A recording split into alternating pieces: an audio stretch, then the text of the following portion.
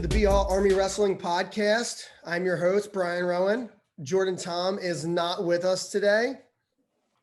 But by not with us, you mean he is... He's doing okay. He's going to make 100% recovery. And he's actually 100% okay today, actually. There's nothing wrong with him whatsoever. He's just not here on the show. If there's anybody who hasn't listened into the shows thus far, that is a running joke that whenever Jordan's not on the show, we continue to make that joke. And we're going to keep it up next time.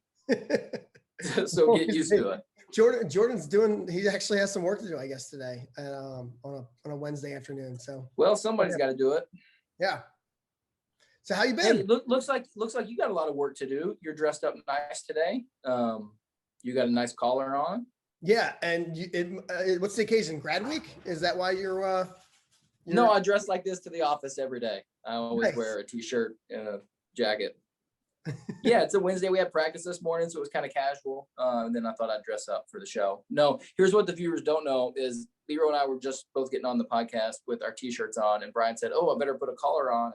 Went and got something real quick, and I'm here in the office, and I said, "Well, the only thing I have in my closet here is a nice jacket." So that's why we have that fit that we're going with today.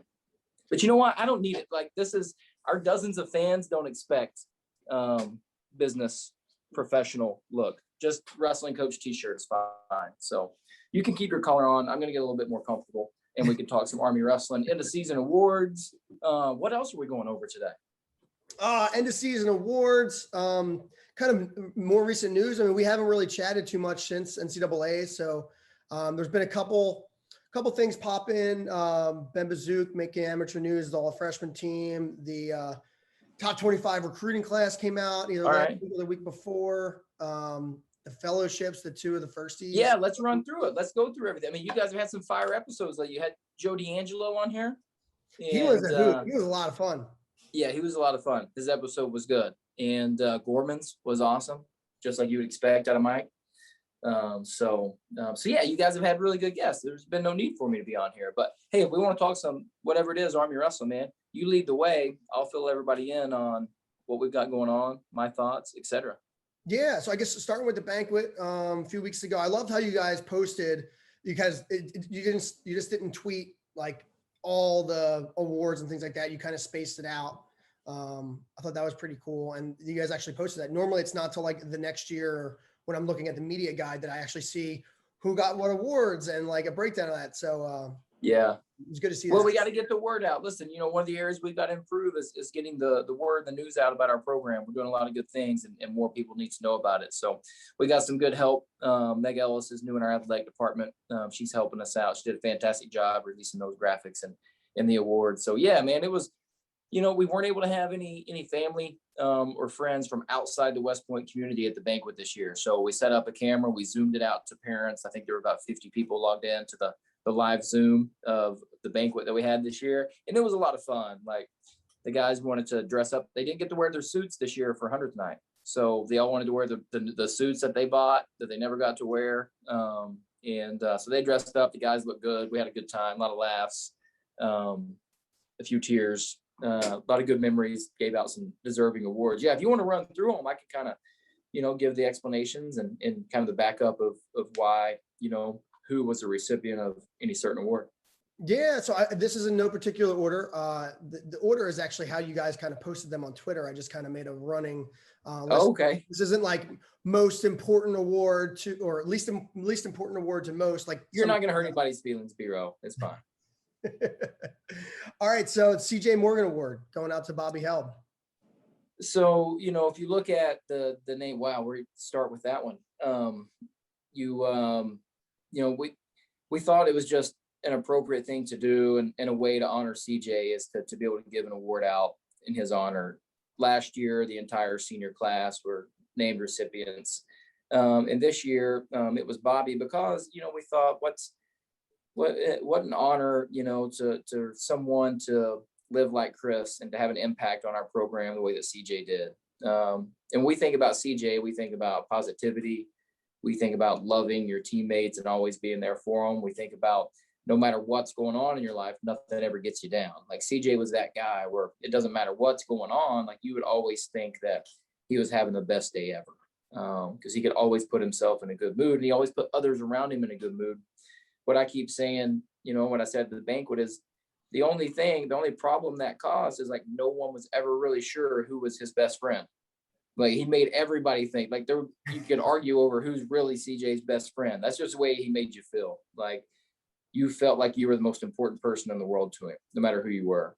And who on our team really embodied that attitude this year, and it was Bobby Hill. I think given the adversity he's gone through over the past 4 years, and then this year, the way his season ended, to still remain positive, no excuses, be there for your teammates and your brothers. So Bobby, and I know it meant a lot to him too, to be named the recipient of that award in CJ's honor. We didn't expect this, but Chris Sr., CJ's dad, showed up to the banquet right before we were getting started. And we may have been maybe halfway through the banquet, and maybe a couple awards before we went to that one. And he walked in and we said, "Hey, would you mind presenting this award?" So Chris Sr. was actually there at the banquet to give the award to Bobby. But that's what the award's about. And Bobby was a really solid choice for it this year. Yeah, I saw some pictures, with him, and I think Lane posted some of that stuff. That's cool. Yeah. So the Arvin Memorial Award, Ryan Hetrick.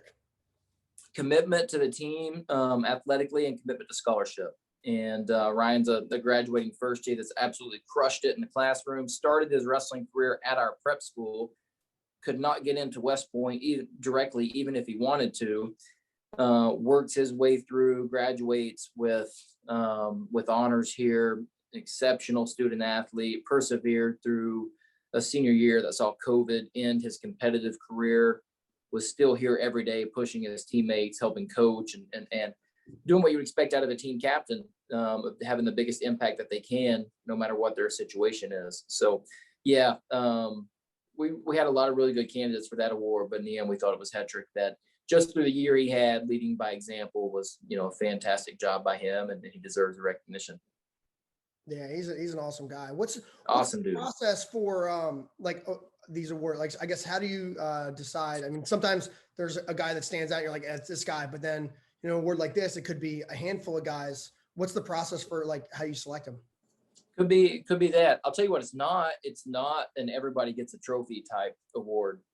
We don't approach it that way, and we never will. It's whoever we feel is the most deserving is going to get it. That means one person walks out with 15 awards that night, then they're going to get all 15. But it's the coaches getting together and discussing and read the description of the award. It's important to remember why you started giving that award in the first place, so you don't migrate too far from it. Mm-hmm. So it's the description of the award. Who do we think most meets that? And then we make a decision. It's a collective decision as a coaching staff. If it's a tie, then maybe I'll break the tie, but I think most all these were unanimous. We had really good choices, but in the end, there was obviously one best fit. Is that like a talk between all the coaches? Do the wrestlers have any kind of say or like? Yeah, no, this is the coaching staff. So they don't know who wins the awards until we get to the banquet. So this is all internal coaching staff, maybe some insight from ORs, but for me, it's just let's discuss it with the coaching staff and then we pick the winner. Mm-hmm. Most improved, Taylor Spicy Brown. Yeah, and this was one there was considerable debate about. I think you could make a case for a few people, but in the end, Taylor Brown was the right choice when you look at not just improvement over last year, but improvement over the past 4 years. Where he starts his career as a backup 141 pounder, and now this year's ranked inside the top 30 at 184. That doesn't happen by accident. And that doesn't happen just by showing up every day. That happens by showing up and putting in quality work every day. A ton of improvement over last year where he was a backup 157. Now he's a nationally ranked 184. But even before that, he's a guy that's put in a lot of work. Most improved is my favorite award, by the way, just because of what it represents. It's having an outstanding season. That's not easy. But it represents, that you had a really good year. Most improved represents that you weren't happy or satisfied with where you were last year, and you put in an enormous amount of work to improve yourself. That's why it's my favorite award, because it speaks more to the work that goes into it. But yeah, Taylor's story is freaking incredible and is powerful, and deserves that award. you can't accidentally win most improved. You got to work your tail off to do it. So he did it. Good on him, and congrats.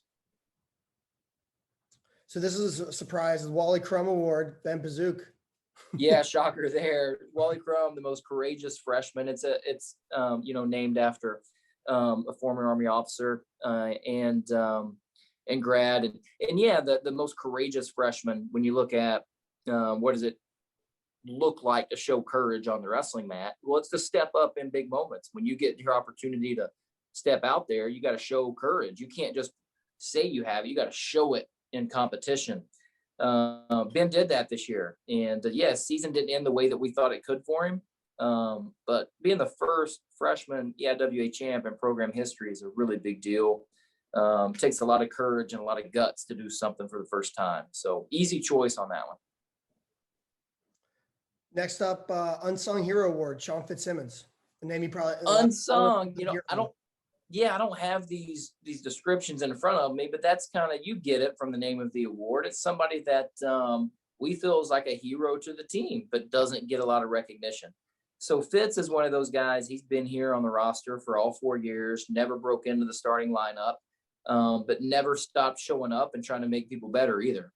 So I don't know if there's anybody in the room that, agreed to come in for more workouts to be somebody else's drill partner. Hey, Lane Peters needs a partner. Who can we find? Fitz, he'll do it for sure. And then his impact on the team didn't end there. He moves on, and there dozens of stories of him just tutoring so many people after practice. Like, we joke around and say Fitz should have at least like 10 degrees when he leaves here, because he is tutored. You should see these pictures. We call him Dr. Professor Fitz because we see these pictures. He'll even dress up. He puts his suit on when he goes into the classroom at night to tutor everybody. Stands up at the board. He's got his pointer. He's on the chalkboard. And whatever, math, physics, whatever it is, like, Professor Fitz is there earning those degrees and then helping it. So, it's somebody you could always count on that made a big impact in the program, that people from outside of our family, the wrestling, they probably don't know Sean Fitzsimmons. But they should, because he gave a lot of himself to our wrestling program and made us a lot better because of that. I didn't know that. Yeah. Well, now he's the sung hero. Now he has a song. Hopefully he gets some recognition that he definitely deserves. We'll get into this a little bit later when we talk about the fellowships, but back in my day, in the heyday, I don't think there was anybody that could do the tutoring. Maybe that's why we were at the level, we didn't have a Sean Fitzsimmons to tutor us at night. We'd get back and we would have to do our homework and we'd be spinning our wheels. Like, I have no idea what I'm doing. Let me tell you, that's why I used to do study halls and things, with the team, or your mandatory study hall. That's why study hall doesn't work, B-Row. It's because I take B-Row and I take Coach Ward. Neither one of them have any idea how to do their physics homework, and I put them in a room together, and then what happens? Hand fighting. Yeah, nothing. Nothing happens. They break out into CrossFit. No, nothing happens. So we're like, man, we got to find people that can actually tutor, not put people in the library room and make them study. But so Fitz is, hero of the team. The sung hero.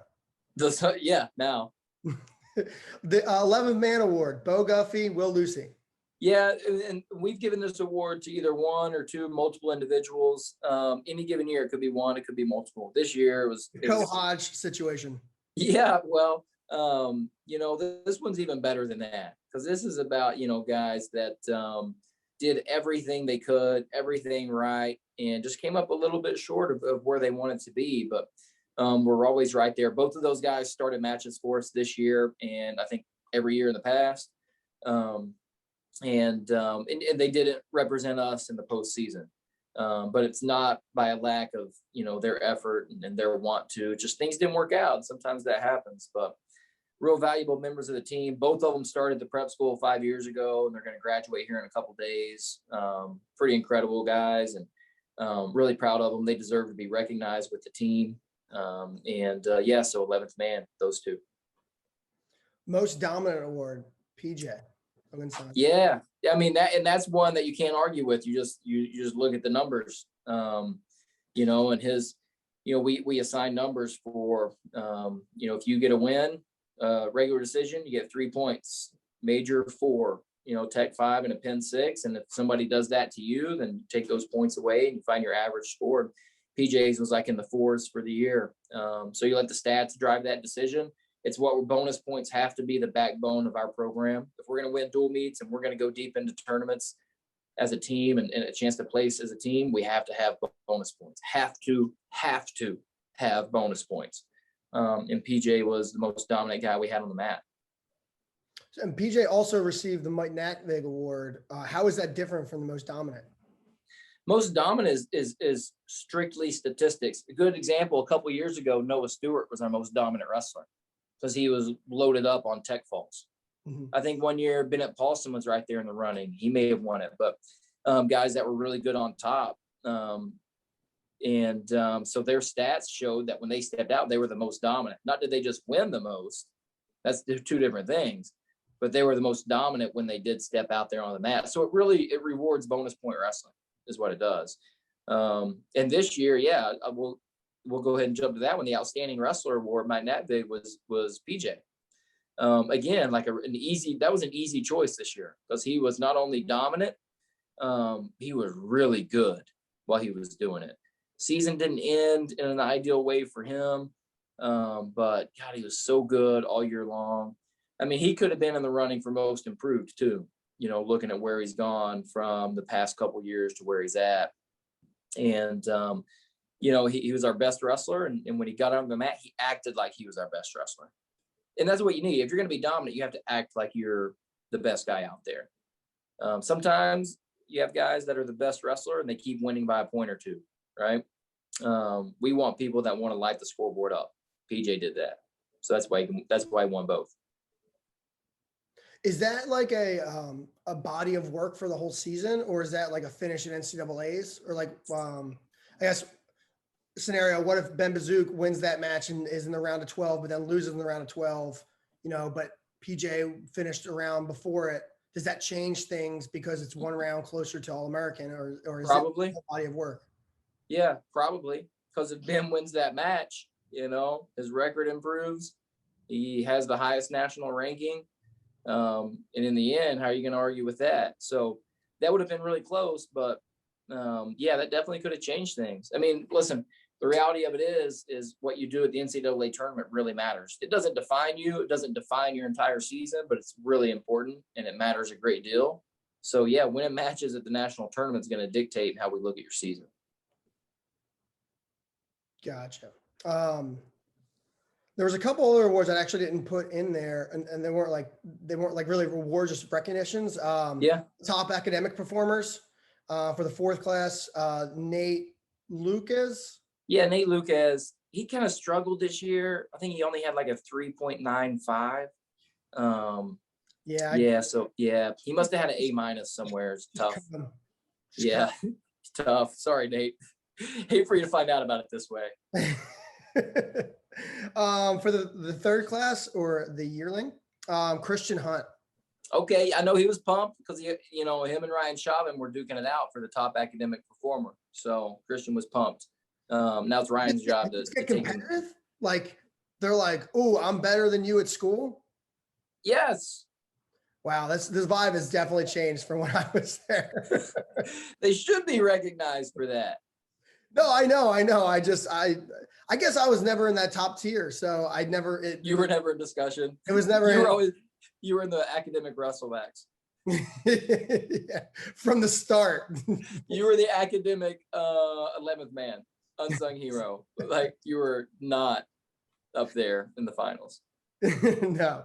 Yeah. Okay, for the Cal, it's Cole Wyman. Wyman, yeah, he's crushing it. I don't know what his GPA is, but it's close to a 4. Not surprised. And let me tell you, he works just as hard in the classroom as he does in the wrestling mat or the wrestling room, and vice versa. Like Cole Wyman is an absolute machine, incredibly hard worker. Like he's going to make a fantastic team leader next year as a senior. Great job. And for the first D class, Nico Manzanelli. Nico, yeah. So Nico's one of our 2 fellowship recipients there. So Nico did a great job. Yeah, and I mean, Nico seems like a really smart guy, but I did not know he was that smart. Like, talking to him, I mean, he's very, I guess he's humble in it, the way that like, you don't notice how smart he is. Like some people you notice, like, wow, that person's really smart. He just seems Yeah. like, your average smart West Pointer, but not like the top of the top.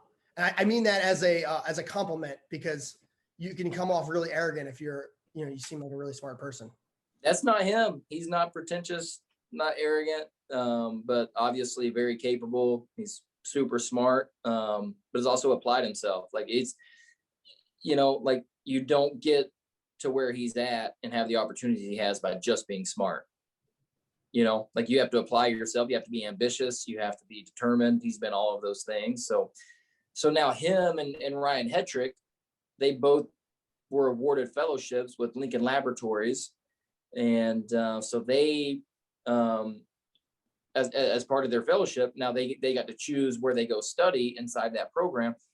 Ryan will be studying and getting his master's degree at MIT, and Nico will be at Harvard. So they're going to be right down the road from each other. They may live together next year, but check out these stories. These guys, Ryan started at the prep school. Nico came in direct, but these guys go to West Point, free education. They leave with no debt, don't owe anybody anything. And now they get their graduate degrees paid for at MIT and Harvard. And on top of that, they get paid lieutenant pay to go to grad school at some of the best schools in the world. It's an incredible story. Good job for those guys because they worked so hard for it, pumped for them, incredible accomplishment, and they deserve a lot of recognition for that. This is gonna be a shots fired at the Ivy Leagues, but why would anybody want to go to the Ivy League when they could have that scenario at West Point? I'm telling you, and everybody should know this, but your odds of being accepted into an Ivy League graduate school are better as a West Point graduate than they are as an Ivy League graduate. It's incredible. You should say that again. Like your odds of getting accepted into an Ivy League grad school are better as a West Point grad than they are an Ivy grad. Now, listen, that's fantastic education. Like we're not saying anything bad about them because it's obvious that they're some of the best schools in the world. It's just that West Point is unique. What I always say is like you compare the Ivies, and they're certainly different. Like Dartmouth will be different than Yale in some way, right? But not a lot different. Everybody's different from West Point.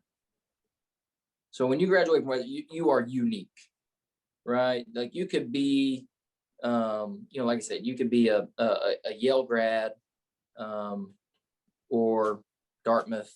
You're an Ivy League graduate, awesome, but you could be from one of the two schools, and most of the people around the country wouldn't know the difference, right? But when you graduate from West Point, you are set apart. You are unique. Everyone understands that West Point's different than everybody else. So that's one of the really cool things, and we're pumped for those guys to get that opportunity. Yeah, and I thought about this a lot, especially transitioning from the military, like what differentiates West Point from an Ivy League or a different college. And, when you go to an Ivy League, I feel like you get that instant credibility because, oh, wow, this person has a good work ethic. They work hard. But what differentiates West Point is that you earn a level of trust from a person instantly. You have instant credibility as far as trust, and not on top of your work ethic. Your character is already above other people, and they give you the benefit of the doubt before that. So any parents or recruits listening in, that's one of the perks, of going to West Point, and you earn it over the time. I mean, it changes your character for the better, surrounding yourself by the people that you're around. You become the people that you surround yourself with. And I think, at West Point, it only increases that, and right. I'm very thankful. Yeah. It's awesome, man, to see what these guys develop into. And it's those assumptions, that people make about you from where you're from, sets you apart. When you graduate from West Point, people know that you're smart, you're hardworking, your character is of the highest, and that you're trustworthy, that they can count on you. And you graduate from an Ivy League school, they know that one of the few things is true, like kid's smart, their parents have a lot of money, or well connected, or maybe most impressively, they're poor and really smart, and they were given an incredible opportunity. But none of those things say exactly what being a West Point grad is, you know? So yeah, that's awesome. This would be an interesting article if someone were to write in the IWA article. Shout out to Austin Sommer. Did you see the tweet I had yesterday? Yeah, you were proud of that. I saw it because you texted a screenshot of that tweet to me. You can't tell our dozens of listeners that. You're gonna say, Yes, yeah, I saw it it. because I liked it on Twitter. I also liked it on Twitter. Yeah, I thought it was good. Yeah, I'm pumped. We got an EIWA correspondent. We got to get him on the show sometimes. What we got to do. Yeah, I'm All gonna. right, so when you release this one, you got to tag him. Hey, check out the show. I'm inviting him right now. Austin, come on the show anytime. Let's chat EIWA. Let's chat wrestling. We got to get him on. For sure. All right. So looking at a couple other awards, the Pierce Courier Foster Memorial Award went to all the team captains. That's right. It's a recognition, team captains. Yeah. Okay, I wasn't sure. Some of these awards are like newer awards. So I guess if you could run down what newer awards, and we have one more I haven't said yet, but what awards are new since you have been to the program? Because some of these didn't exist when I was there. Most dominant, that's new. That's it. That's it? That's it. So so the last award went to Lane Peters, the Phil Simpson Award. Yeah. We just felt it was good to change this. It used to be called the Mr. Intensity Award. All right. And I'm gonna make some enemies. I'm gonna offend you, Rafferty, and a few other people. Like, I did not like the name Mr. Intensity.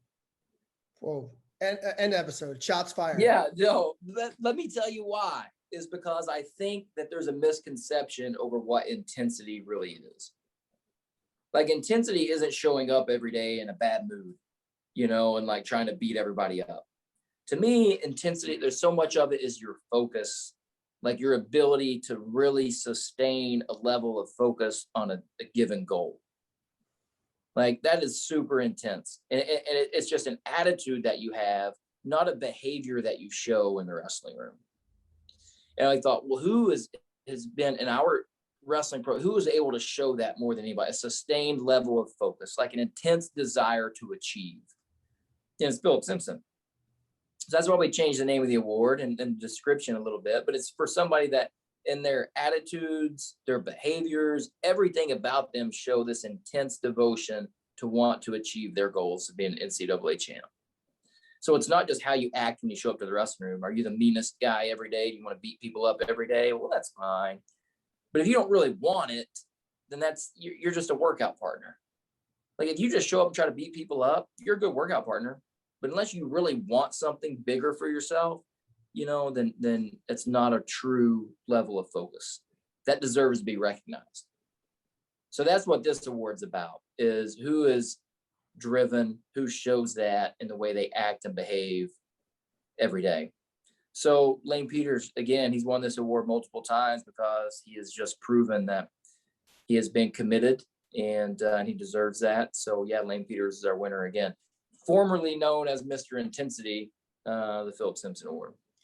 Yeah, and I think it's good that you described that a little bit, because one of the things when I was putting this together, I was like, wow, they changed it to the Mr. Intensity Award to the Phil Simpson Award, and Phil Simpson never received the Mr. Intensity Award. So I'm glad you elaborated on that, because it definitely did change. And I think the previous Mr. Intensity Award only encompassed like the 2-hour practice each day. It wasn't the whole body of, what hard work and what the vision that you spoke about. And that's one of the things, like, it's been 7 years now, but when you step in somewhere and you take over a program, you try to find what things are really good and you want to keep and what things you want to put your own personal touch on. And then after a few years, you look back and you realize you got some things right, you got some things wrong. And so, if we had to do it over again, would I have researched who won the Mr. Intensity Award a little bit more? Probably. But I just knew right away, I didn't like it. I didn't like and it wasn't what our program needed at the time. It was just who shows up ready to fight every day, because that's really not what it takes. It takes more than that. Like, showing up ready to fight is pretty easy, but showing up ready to get better, now that takes real work. So yeah, we want to recognize somebody that does that. So who is the unsung Mr. Intensity Award recipient of the previous. So if you had to pick one right now of the previous version, is it still Lane or is it somebody else? Actually, Lane's pretty fitting for the guy that wants to beat somebody up every day too. Can I pick Joe D'Angelo? I mean, for it's showing up for wanting to do beat up whatever you Taylor want. Brown every day. Man, that's a really good question. Who would it be? Bobby Hill, super intense in practice, laid back out of practice, but super intense while he's in it. Man, Jack Wedholm was awesome a couple years ago. He was super intense, may have won the award. He stands out as somebody like that. Trey Shalafu was like that. Be willing to fight somebody. Man, that's a really good question. I gotta think this through. Now, who would be in here? Dylan Sheehy and Tanner Craig and Nate Lucas were all fighting this year all the time. I'm trying to think like who actually got the most punches in this year. I don't know. I'm gonna have to go back to it. We'll have to save that for another episode, but I'm gonna have to go back and look at the CompuBox and see who threw the most punches and who landed the most this year. How long ago did that award change to the Phil Simpson Award? I don't know, a few years ago. Yeah. Yeah. We started this a few years because I didn't even realize it changed until I saw the social We media. didn't have BHAW radio until this season, so this is it. We get the word out now. Yeah. That's pretty cool. Now when we have future guests on the show who've received the Mr. Intensity Award, I'm going to ask them if they think they earned the new award, or if not, who they had given it to in their class. And we're going to give that person the Unsung Phil Simpson Award. Okay. Not posthumous, hopefully, but and then say it in a way where they don't hate me for changing the. I don't want them to resent me for changing the name of the award. Yeah. Before I dig myself in a deeper hole, let's move on. What else is there to cover? So we went over the fellowships. I know you can't go too much into the recruiting class, but maybe talk about some of the struggles that I know Ned's doing a lot of work. I know Joe is doing a lot as far on that front. To be recognized as a top 25 recruiting class, is a big thing. So if you want to touch on that a little bit. Yeah, it's awesome and it's incredible, and it's no secret you have to do that to have a good program. Ned's our lead recruiter on staff. I think he does more recruiting work than anyone. So he deserves probably the bulk of the credit. Joe does a ton and has done an awesome job in his recruiting too. And then I just kind of sprinkle in, wherever they need me, wherever I can help out. But here's the bottom line: is we address some needs that we have. Like we need to fill in these gaps in our lineup and these gaps in the attitude in the room. Let's go find the best kids that are the best wrestlers and the best fit for our program.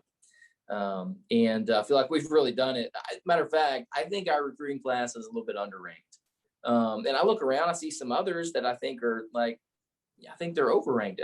There's some kids we didn't recruit, that are ranked a little bit higher than some of the kids we did because I watched them, and I don't know if they're going to be a great fit for us. I don't know if their style is going to fit into what we want. But the guys that we got, let me tell you, their attitudes are awesome. Like their spirit, the way they compete is exactly what we want. And flat out, their skills are really good. Like they're really going to be able to help. So our freshman class next year, when you look at the combination of who's coming from the prep school this year and who's coming in straight out of high school, we have 15 or so freshmen next year. These guys will have an immediate impact on the program. Yeah, I was listening to Willie Saylor's podcast, and he was talking about just recruiting in general right now and how the transfer portal combined with the extra year has made it really hard for juniors and seniors in high school to get recruited. Like college coaches aren't as invested in recruiting juniors and seniors in high school because freshmen come up in the portal every year and, hey, why do I need to take this senior or this, project this junior when I have somebody who won 2 matches at NCAAs last year at a small school. And I know that he's proven already. I think that plays an advantage for you guys. Cause now you can't have that transfer kind of situation most likely into West Point. So now you have maybe a bigger pool of juniors and seniors in high school to choose from. Yeah, I think it'll help us. I think, there's certain football teams around the program you could really look at because they have the biggest rosters. It's probably the easiest to look at that really go hard after JUCO players. And the idea, is like, why would I go get a high school kid when I can get someone that's been at a higher level for 1 or 2 years? And they'll have more of an immediate impact. You're probably going to see that in wrestling a little bit, where exactly what you said. Why go after this? If they're one of the top guys in the country, obviously, whether the impact they're going to have.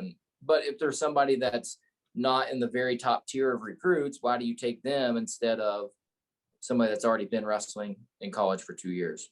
So I think, it's going to open the door for us to get more of those diamonds in the rough, so to speak. Those guys that are really going to develop. Look, I've always taken a ton of pride, every team we've had, about how much we've been able to develop our athletes. Like, so Ben Pazook goes from not a top 100 recruit, a one-time state champ, and now he comes in and he should have been EIWA freshman of the year, and he's one of the top freshmen in the country at his weight class. Now he deserves all the credit for that. We also take a lot of pride that our program helps develop guys like that and get them there. When you look up and down our lineup, you'll see that. But guys that didn't always have the most stellar high school career, but they've been able to develop into something that's a bigger and a higher level. So taking those recruits, I love it, because I've always taken a lot of pride in how we're able to develop them. And shoot, I look forward to working with the next group. Yeah. So I guess moving into the next topic, it's grad week now. We wanted to have the firsties on and talking to them. The schedule is not going to play out this week for them. There's just too much going on. So I hope our listeners understand.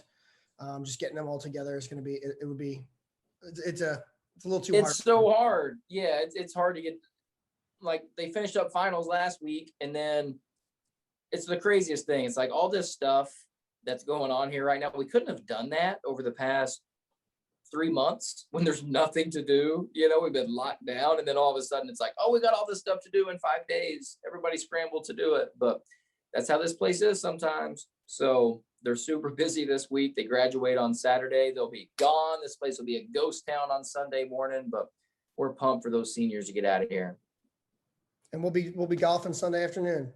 Yes, I got our tea time. You coming? Yeah. All right. Did you get it already? Yes. So the dozen listeners know we didn't actually talk about this. So I got to see if I can do it, but you can count on me having a Sunday tea time. That's like pretty much you can count on that. So yeah, for the listeners, know Kevin has a season pass now for the West Point Golf Course. So you can see him there on the daily. I hope my boss isn't listening, but that's if I'm not in my office, that's probably where you're going to find me. Next month, a little bit different. I'm on the road, but this past month and a half, we've had a dead period. We haven't been able to get out on the road and recruit. We haven't been able to have recruits here. Training has been different, without tournaments to train for. So I've got pretty nice golfers tan right now. Colonel Cook is not included in our foursome, I hope. If Colonel Cook wants to be, he is the headliner. Yeah, we're in his foursome if he wants to play. That man, I thought he was a maniac on the sidelines in a wrestling match. He is even more intense on the golf course. You just gotta know how to handle it. He is great fun. His club survived. You thought he was going to break his clubs, 6, 12 times? They survived. They always do. He's got a full bag. He's getting that new driver. He's getting his new wedges. He could be out there on tour. Yeah, I take it all back. Bring him on Sunday. Who rounds out the foursome, you think? Whoever else. Maybe one of our lucky listeners. Holler at us. You want to come join us on Sunday about 3 p.m. Let me know. Good to hear. Let's see. What's the summer looking like ahead? So PIADs, our summer camps back on? I mean, we talked like 2 months ago. There's a lot of unknown. What's the summer looking like for the wrestlers and also? No camps. So no camps here. I'm doing quite a few camps on the road, clinics, recruiting on the road. We're just not exactly sure what the recruiting is going to look like in early June here at West Point. So I'm getting on the road. I'm like, man, I'm out of here. I want to go see some kids, need to get in front of them. I miss them. I want to see them. I want to talk to them and their families about West Point. So I'm going to be on the road a lot, have some really important people I need to be able to go spend some time with and go visit. So I'll be on the road a lot in June. We'll continue recruiting, all through the summer. But yeah, as far as having camps here on campus, unfortunately not going to be able to do it. We're in a PIAD. If you listeners know what that is, then you know it's kind of a training camp. We're doing that right now, actually. So during grad week, we're working out twice a day. And then we'll have our second PIAD, starts at the very beginning of August, lasts for about 10 days leading up to the beginning of school. We'll have another training camp. In between that, there's 3 blocks, 1, 2, 3 blocks of summer school, and we have multiple guys in each of those blocks. So they'll be here training during summer school as well. How many of the guys are doing summer school? I don't know off the top of my head. I have to look at each of the blocks, but it's highly encouraged. It's at least half of our team. I want our guys doing summer school. It's a big deal. It's super important for us. So a large part of our team, it's one of the things that I've been able to implement since I've been here, I think has really helped us do a better job with PIAD, our training camps, and a better job with summer school, getting kids enrolled so they can be here and they can train. Yeah. If there's any cadets that are listening to it, I don't know how it's like now compared to them, but I took SOC, international relations during the summer, which is like a stressful course during the year. And I can only remember those 3 weeks as being so much fun. And I enjoyed it. And you're like, well, I actually enjoyed learning. Maybe I should just did college like that, where you took one course at a time for 3 weeks. And you might still be in college if you did that, but yeah, it's an awesome time because you're able to focus on just that. Just train, just go to school. That's it. There's nothing else to worry about. So that's why it's so good for us. And that enables you to underload for either the first or second semester, right? Is that how it's? That's right. Yeah. So one less class to take during the fall or the spring. Yeah. And so for our listeners who maybe don't necessarily know, like you have to take at least, the NCAA says you need to take 12 credits each semester. Well, West Point says, you have to take at least 15. And it's usually somewhere between 16 to 20 based on your major and things like that. But when you take that in the summer and you're in a course-wide sport, you can underload and take less than 15. Yeah. Because taking 15 hours, like I took 15 hours in college. Like taking 15 hours isn't a big deal. So summer school helps, 15 or 18 hours. It's an obvious choice what you'd rather take. The 15 hours, easier course load. So take one course in the summer, and then you're able to take 15 during wrestling season. It's awesome. Yeah. Well, that's all I got on the agenda. Anything else you want to put out? Anything the fans? No, man, I think it's good to be back with you. I love listening to the other guests. So I'm always happy to take a step back and not be on the show because I love to listen and hear what everybody else has to say. But man, I appreciate everybody's support. Really what this episode needs to be about are these seniors that are about to graduate. So no matter where they started, where they came from, what their journey was like, Saturday, they throw their cap in the air. They're a West Point graduate and they begin their career as a second lieutenant. Like, of all the things that we do here at West Point, and I'm proud of so many things our guys have accomplished. There's nothing quite like graduation and commissioning for these guys to see the culmination of all this hard work pay off. I can only imagine, BHAW, how it feels and how it felt for you to throw that hat in the air. But we're excited for those guys. They've left a huge impact on our program. Now they get to go do incredible things in the Army. We're excited for them. So congrats to the seniors, and hope everyone joins me in wishing them the best in the next chapter of their career. Yeah, I don't know why I didn't think of that, but what does graduation look similar to prior to COVID? I think they have 6 guests apiece. I think they have 6 now. And then they're going to do their commissioning somewhere off post. So yeah, it looked a little bit different, but it's better than last year where it was just them. And yeah, man, so we're pumped for them. Real life and living again is right around the corner. We're so ready for it. These guys get to have some guests at graduation to celebrate with them. So that's a good thing. Yeah. For listeners, if you want to tune in, go to the West Point .edu page. They'll be live streaming it at 10 a.m. on Saturday morning. If you want to listen in. Awesome. Yeah, little West Point shout out, for graduation ceremony. But yeah. Well, Kevin, appreciate you hopping on. Yeah, B-Row, thanks, and all those listeners, man, keep tuning in.